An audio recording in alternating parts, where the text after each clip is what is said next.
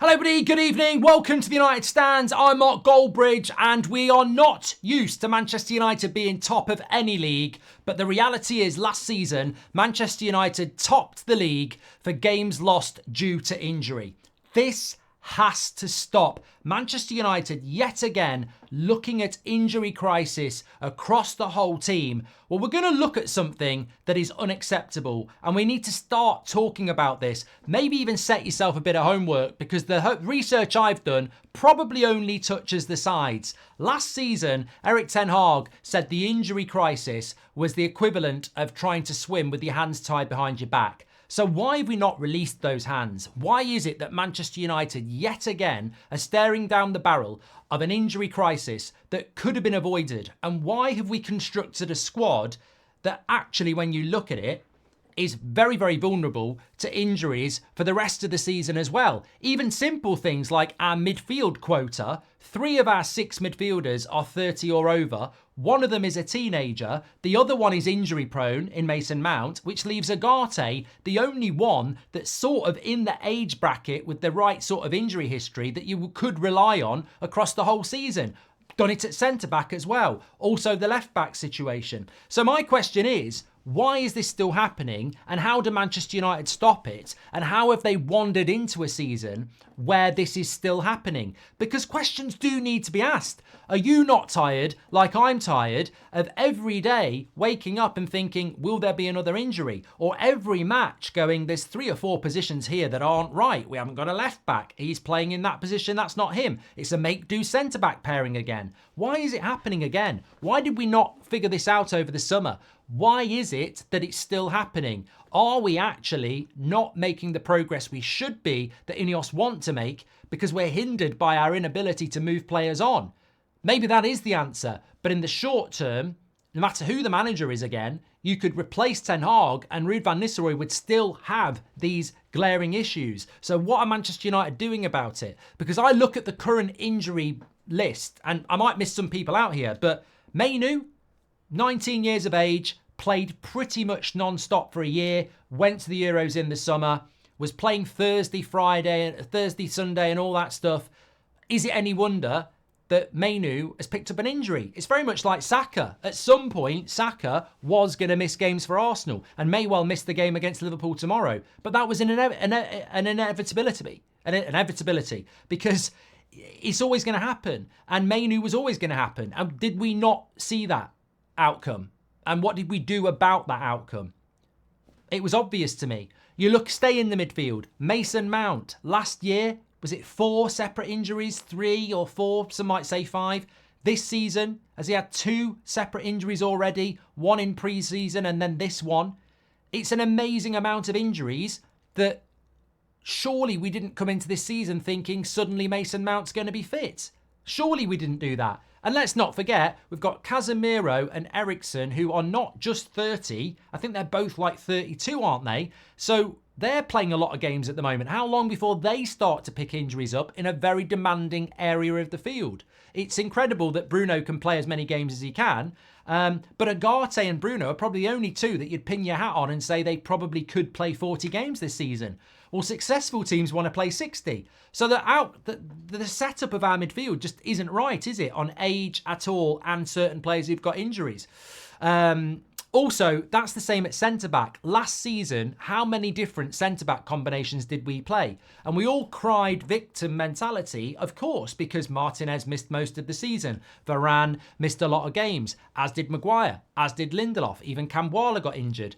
But you look at the makeup of that and you go, all right, we were unlucky with Martinez. I suppose he would be the Ugarte of the midfield who's in the right age around his mid-20s and you would hope you can rely on him for 40 plus games a season. If you lose him though, you're suddenly left with people like Varane, Maguire, Lindelof, Evans who are 30 or over and have got injury problems. And Kambwala who again was another young player. Yes, we've brought in De Ligt, and that helps us with another player in their 20s, but we've still got Maguire, who's injured again, Lindelof, who's been injured, Johnny Evans, who's 36? We've got 3 centre-backs who will get injured over 30.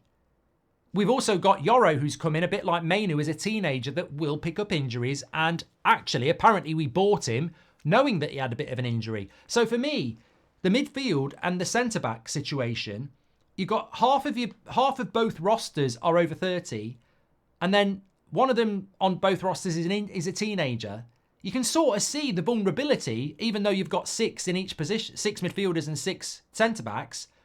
50% of those are both over 30, and then there's a couple in there that are injury prone anyway. So it was very predictable, and I don't know why we didn't see that. Not to mention left back. I mean, I look at last season, Malacia missed all of it, and Luke Shaw missed about 80% of it. This season, they've both missed 100% of it. So hold on a minute. Last season, basically both our left backs weren't fit. This season, they're not fit. How did we not see this coming? How do we not stop this from happening? Who's talking to who? Like, are the medical team talking to the committee and going, you might want to buy a left back because these lads aren't going to be available? And are the committee going, we don't believe you? Or did they not get told you need to go and buy a left back? It just seems to me like this communication, this best in class, this strategic review seems to have missed some very obvious things. We were top of the league last year for games missed for injuries.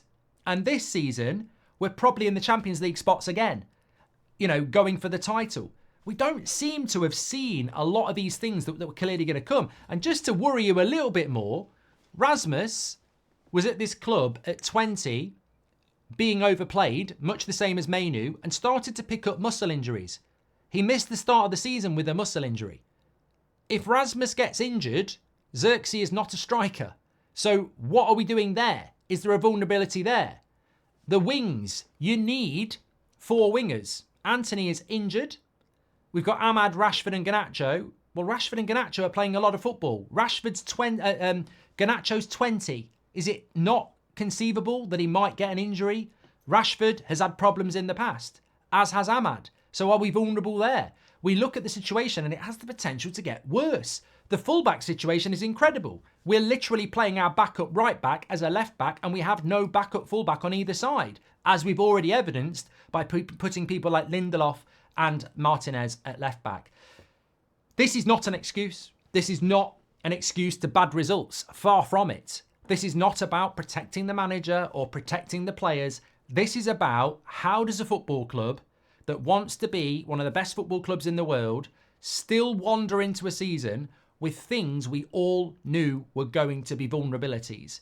And yet again, injuries are coming in. And the question is, who, what, and why has allowed this to happen? And why are we stuck in this situation? Now, if it's because we're broke and we can't get rid of these players who are injury prone or in their 30s and start building more... There's nothing wrong with being in your 30s, by the way. Look, there's plenty of good players that play regularly in their 30s. The problem we've got is the players that we've got in their 30s actually picked up a lot of injuries last season. And therefore, they are injury vulnerable. And they're only going to become more injury vulnerable the older they get. If you've got a 33-year-old who never gets injured, happy days. But we have got vulnerability in that space. We've also got some very young players that are still developing that will be prone to injury. And then we've got 1 or 2 players that you would hope would be very consistent and giving you 40-plus games who can't give you 4. People like Mason Mount. So the makeup of that squad, on pure talent, you might question it. I think that it's got a lot of potential. But on injury sustainability, it's a concern. And it was there in writing at the end of last season. And I look at it now, and I think we're all past the point where we go, we're unlucky. Actually, people are analysing the injuries from last year, seeing them being repeated this year and going, this is not bad luck. This is a collection of a squad that actually is vulnerable to injury. What are you going to do about it? And left back is the most obvious one. Of course it is. It's unforgivable. But I do think centre back is vulnerable as well. As I said, Maguire picks up a lot of injuries. Lindelof does. Johnny Evans is 36. Yoro hasn't even played yet, and he's a teenager coming back from a bad injury, which leaves you with Martinez and De Ligt.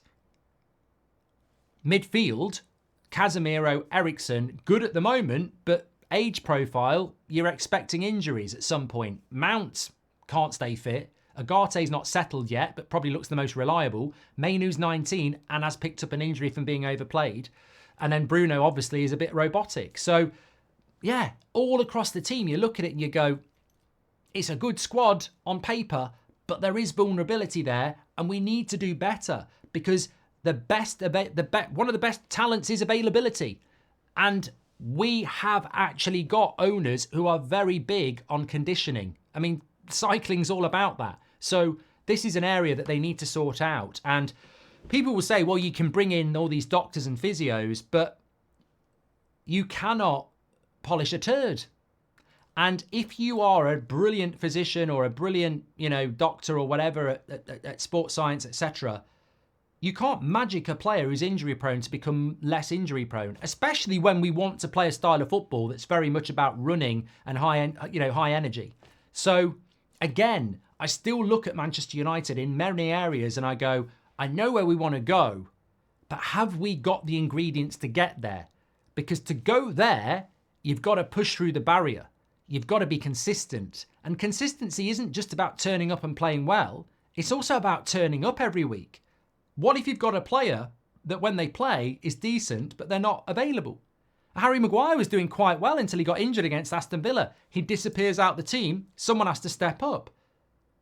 Mainu was doing very, very well. He's out the team now as well. So, yes, this is a big area, and it's probably one that we talk about, but we don't actually delve into. Bottom line, we're getting the same injuries to the same players again. Bottom line, we were top of the league last year for games missed through injury. Bottom line, we're heading straight to the top again if we're not careful. Bottom line, we didn't have a left back last year and we haven't got one this year. Bottom line, our midfield roster, 50% of it is vulnerable to injury. Mason Mount's always injured. 3 players are over 30. Centre-backs. Again, 3 of our centre-backs, half of our centre-backs are over 30. Yoro's not played a game yet. He's a teenager. So we are vulnerable to injuries. We're not bad luck, and United need to sort it. I've probably missed some bits. Get your comments in. There's probably some player or some area of the pitch I've missed, but the point remains that this is a problem that has to be resolved. It's got to stop. We can moan about style of play. We can moan about the manager, and they're all valid points.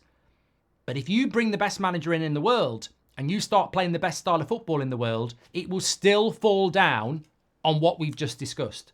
We cannot win titles. We cannot win major Champions Leagues or anything like that when we haven't got availability. You could have your style of football. You could have your manager. But with this squad, it's flawed because of fitness. And how do you solve that? It's a problem to solve.